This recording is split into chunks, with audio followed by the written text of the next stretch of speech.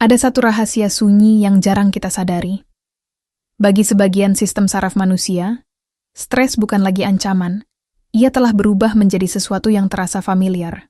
Dan apapun yang terasa familiar oleh tubuh sering ditafsirkan sebagai aman. Inilah inti dari fenomena yang disebut stress addiction. Kondisi ketika otak dan sistem saraf terlalu lama hidup dalam mode bertahan hidup hingga kekacauan terasa normal, sementara ketenangan justru terasa asing. Secara biologis, ini bukan kelemahan karakter. Ini adalah mekanisme adaptasi. Saat seseorang hidup bertahun-tahun dalam tekanan, konflik emosional, tuntutan sosial, trauma ringan yang berulang, atau kelelahan kronis, sistem saraf mengatur ulang baseline-nya. Hormon stres seperti kortisol dan adrenalin tidak lagi naik secara singkat, melainkan menjadi latar permanen. Otak lalu membentuk pola. Tubuh belajar bahwa ketegangan adalah keadaan default. Bukan karena stres menyenangkan, tetapi karena itulah kondisi yang paling dikenalnya. Masalah muncul ketika kekacauan yang akrab disalahartikan sebagai rasa aman. Tubuh menjadi gelisah saat berada dalam ketenangan. Muncul rasa hampa, tidak nyaman, bahkan cemas tanpa sebab jelas. Maka tanpa sadar, kita menciptakan kebisingan. Memeriksa ponsel berulang kali untuk mencari rangsangan baru. Memutar ulang pikiran yang sama lewat overthinking. Membandingkan diri dengan orang lain. Atau menumpuk kesibukan hingga kelelahan ekstrem. Ini bukan sekadar kebiasaan buruk. Ini adalah upaya bawah sadar untuk mempertahankan tingkat stimulasi yang sudah menjadi candu saraf. Tanda-tandanya muncul secara konsisten. Pertama, dorongan memeriksa ponsel tanpa kendali, seolah sistem saraf butuh kejutan kecil terus-menerus. Kedua, pikiran berputar tanpa rem, mengulang skenario yang sama seperti kaset rusak.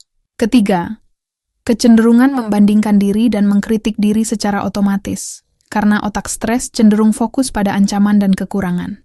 Keempat, mudah kewalahan, bahkan saat menghadapi keputusan kecil, sebab otak tidak pernah benar-benar keluar dari posisi waspada.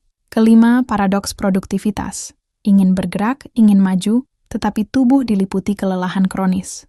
Sistem ingin berlari, namun mesin tak lagi memiliki bahan bakar. Yang menarik, fenomena ini tidak bisa diselesaikan hanya dengan berpikir positif, karena akar masalahnya bukan sekadar di pikiran sadar, melainkan di sistem saraf tubuh. Itulah sebabnya, solusi yang ditawarkan pendekatan neuroregulasi menegaskan dua jalur pemulihan. Menenangkan pikiran dan meregulasi tubuh.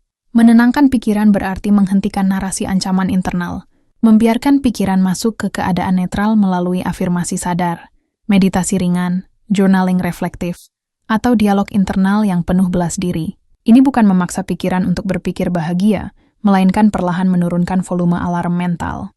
Meregulasi tubuh berarti mengirim sinyal keselamatan secara fisik, pernapasan lambat, sentuhan menenangkan di dada, berjalan perlahan di alam terbuka, peregangan lembut, atau aktivitas ritmis seperti menulis tangan.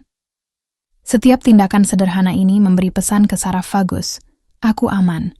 Ketika tubuh merespons sinyal itu, produksi hormon stres perlahan menurun, dan jaringan saraf mulai belajar ulang keadaan tenang sebagai kondisi normal.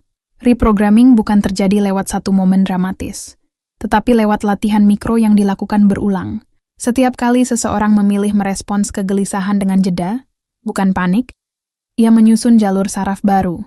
Setiap kali ia duduk dalam ketenangan walau terasa asing, sistem sarafnya menulis ulang definisi, aman. Lambat laun, damai yang dulu terasa hambar, mulai terasa seperti rumah.